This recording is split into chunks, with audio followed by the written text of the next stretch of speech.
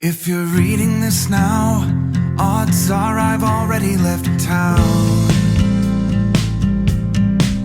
A few cities.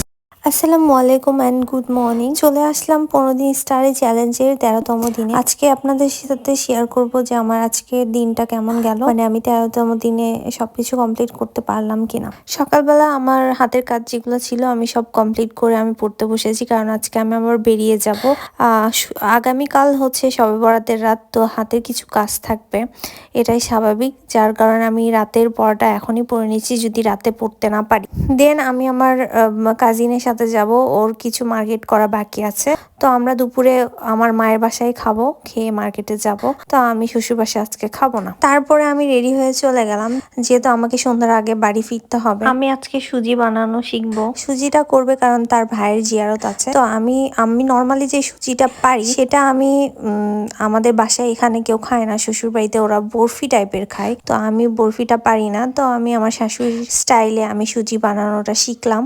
এক এক বাড়ির এক এক রান্না। তো যাই হোক, আগামীকাল শবে বরাতের রাত, সবাই নামাজ পড়বেন, কুসংস্কার থেকে দূরে থাকবেন, নিজের জন্য দোয়া করবেন, অন্যের জন্য দোয়া করবেন। আল্লাহ পাক আপনাদের সবাইকে ভালো রাখুক। আজকে আমার টাস্কটা এতটুকুই কমপ্লিট হয়েছে। আমি সকালে যতটুকু পড়েছি, রাতে আর পড়া হয় নাই। তো এই তো, আল্লাহ হাফেজ, টাটা।